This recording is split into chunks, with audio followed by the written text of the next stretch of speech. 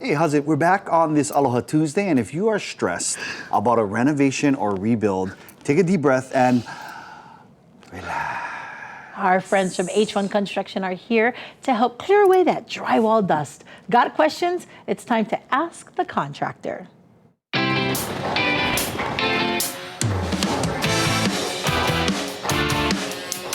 Joining us now from H1 Construction are Lucas Stensland, our general contractor and owner, and Jozef Pikula, our construction manager. Guys, thank you so much for joining us. All right. Now today we're gonna tackle a really touchy subject. Anytime you bring up this one word, people get all frustrated or irritated. It's very emotional. We're gonna talk about permitting. Ooh. If it's okay with you guys. Talk about Jozef. I'm just gonna come out and ask, why does it take so long to get approved? Well, it's a combination of a lot of things. A lot of people want to turn around and blame the city, right? Mm-hmm. They have their own internal problems that obviously we can really do nothing about. And no shade on anybody, but it's also about hiring the wrong people for the wrong reasons, right? If you're going to do a brand new house, you're not going to hire a draftsman, right? So there's a lot of draftsmen who have architects stamp their drawings. Yep. And these types of drawings tend to clog up the system. So when you clog up the system, you're relying on the city and county to do more than they really should, right? So when they go through Blueprints 808 and H1 Construction, who we use, and not to say that sometimes our drawings aren't kicked back because things change and they're always evolving, right? But I can guarantee you they're not clogging up the system like some of the other ones are. So having your right team in place at the beginning will help that process. I'm glad you brought that up about clogging the system. What is the most common reason for these resubmissions or these revisions?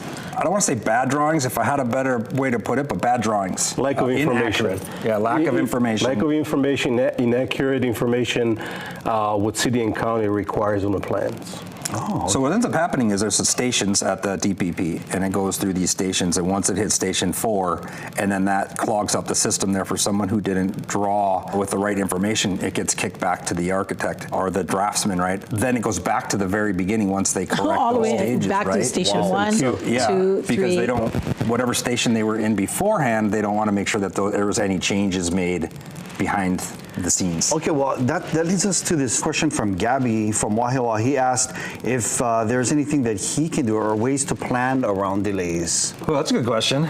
My default is to go back into pre-planning. If you're pre-planning everything and doing it right, there really shouldn't be any delays. So whether it's a construction delay or a permit delay, wheels should always be in motion. But that being said, you have weather, and depending on what time you're going to start building, and you have, you can count on a decent project running anywhere from 8 to 12 months. That's for a brand new house, Delays are inevitable. I would say we probably haven't had a single project that didn't have some sort of minor delay at some point, right? It's just a matter of how they're handled and how they're communicated. So it's the nature of the business. It's the nature of the industry that these things might happen. Yeah. But when you're working with somebody who's reputable, and again, you folks have mentioned in a previous segment about the importance of communication. If that communication is open, then and expectations are going to try and be met as much as possible, right? Yeah, with that open communication. Correct. So how does H1 Construction communicate these delays with clients while still staying transparent? Jozef?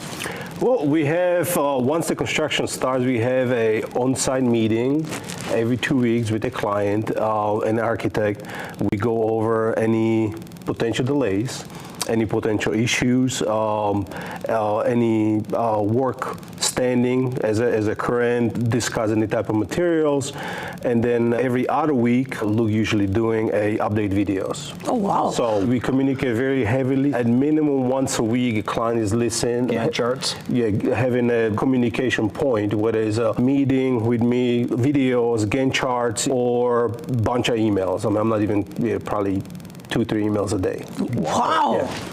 That's awesome communication. Yes. And is this something that we should be expecting from every contractor out there? Well, you should be expecting it from every contractor. You're not going to get it from every contractor. Mm-hmm. But we're going to get it from H1. Absolutely. Gotcha. Oh, my wife is watching right now. She goes, well, how come you cannot communicate like Lucas and Jozef, huh? You guys getting me in trouble when I go home. I like it. Thanks, guys. Ever call us, we'll build you an extension you can stay in. Okay, thank you. Perfect. That ADU. H1 Construction, they are the award-winning Hawaiʻi home builder specializing in custom homes, luxury homes, communication, and more. Thank you very much, Lucas and Jozef, for joining us. Absolutely. That's right. Get your questions in so you can ask the contractor. That's right, and that website is h1construction.com/ask. And then next week, H1 Construction Hawaii. yes, got to make sure we add the Hawaii because they have, in other states. He started one in another state, but came to Hawaii, h1constructionhawaii.com/ask, and we'll be sure to ask the contractor next Tuesday. Nice. Yeah, but